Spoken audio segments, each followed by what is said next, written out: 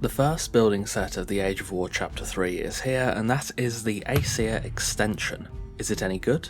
Today, I'll be giving you all the information you need to know about Conan's newest set. So without further ado, let's get started. Firstly, a disclaimer, this set was gifted to me by Funcom. Just like all my other reviews, that will in no way affect my opinions of this set, nor will it affect my recommendation or lack thereof. The Aesir Extension set is now bundled together with the original Aesir Fortress set, and the two are sold together. If you own the previous Aesir set, it's 840 Crom coins, and if you don't, it comes in at 1,540 Crom coins, equivalent to $7 or just under $13 respectively. The extension comes with 4 new item categories: floors and ceilings, walls, roofs, and doors and windows. The set also does finally bring wedge pieces to the Aesir set, both foundations and ceilings. Some of the notable pieces are modular vaulted ceilings and quarter pillar pieces, alongside the skylight roofs and the window roofs which connect to the rooftop pieces. In terms of strength, it's a tier 3 set, so it's the same as reinforced stone or black ice.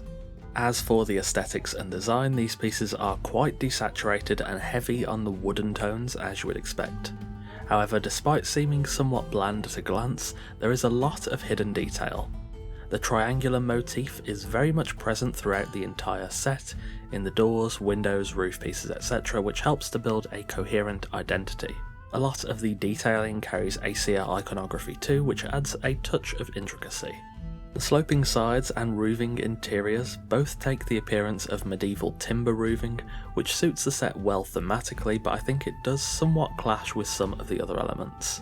Another present motif in this set is the lizard-esque design seen in the vaulted ceilings and on the tall doors. I really like how they've weaved this into the vaulted ceilings. I think it suits quite well and provides a very different take on the vaulted ceiling piece.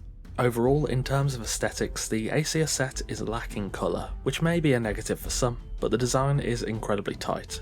It knows what it's aiming for, and I think it carries that design philosophy quite well. In terms of actually building with the set, honestly, it's a breeze.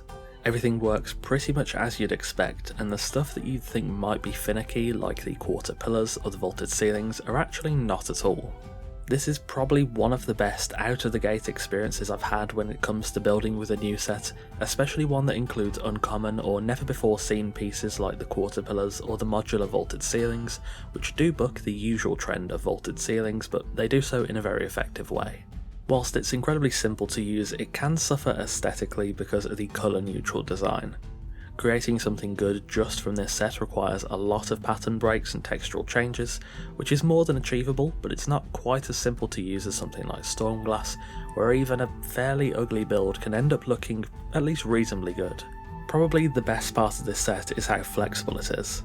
Sometimes when I'm using other material packs, I feel like I'm trying to bend the set to my will, whereas this time I felt like the building set wasn't standing in my way, but was rather aiding me with basically whatever I was aiming for. A massive bonus is that it's really good at covering what would usually be mistakes, especially in the roofing. I could easily transition from a rooftop piece segment into a regular roof segment with the windowed roof pieces, which is the perfect use of that item, and something desperately needed in the game for a while. I feel like I can probably best compare this set to Northern Timber, which is a mod that aims for the same aesthetic. Whilst Northern Timber might be more bold in the colour palette and might take more risks at times, it's incredibly well made and flexible, and I get the same vibe from this set. As for the bugs, I did about 6 or 7 test builds and I've actually not encountered any. In fact, they actually fixed the previous bug with Aesir, so you can copy straight Aesir fences from the original build set. Probably my only real issue is the lack of smaller fences, though that is easily remedied, and the lack of rooftop pieces aside from the regular straight segments. I think this set could have benefited from some rooftop caps and intersections, but that being said, Numidian suits these roofs quite well if you did want that in your design. I get why they're not here, but it does feel like a slight oversight due to a pretty tight focus on what they wanted to achieve. Overall though, when it comes to actually practically building with the set, it's a really good experience. So the real question, is the Aesir Extension set worth it? Well, it's kind of a difficult one. When they announced they were extending the Aesir set, I was a little bit apprehensive. I didn't want the extension sold separately, and I also didn't think it should be the same price as the original. Neither of those have happened, fortunately, as both sets are sold together and the extension discount is cheaper than the original Aesir Fort set was.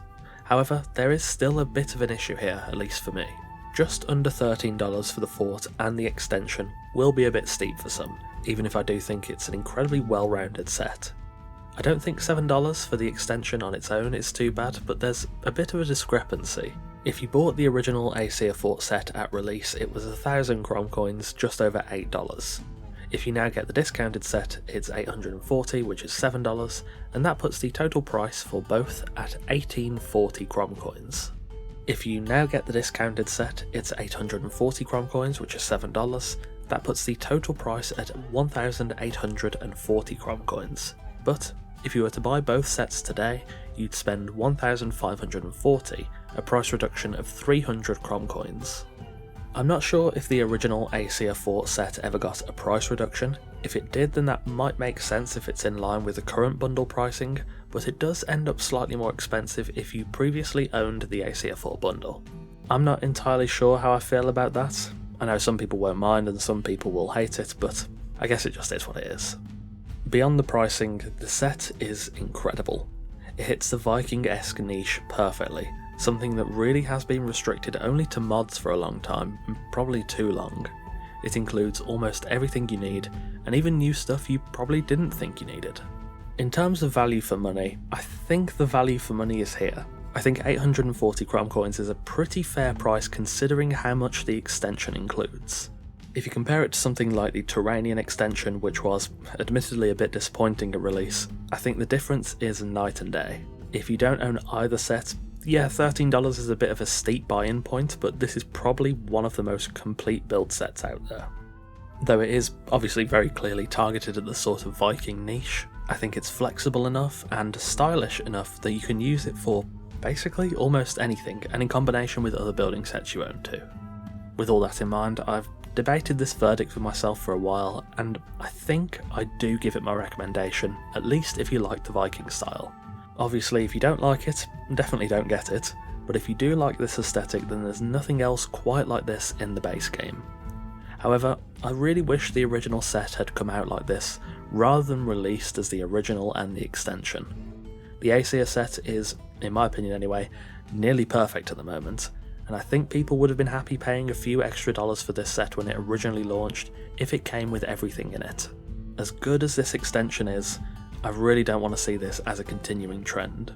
DLC extensions are one thing, many of them came out years ago, but extending a Bazaar bundle that only came out fairly recently honestly doesn't sit 100% right with me, and with so many other cultures unexplored as of yet, I'm not too keen to see the other Bazaar sets expanded on anytime soon. Obviously there is the dungeon extension also coming in this chapter.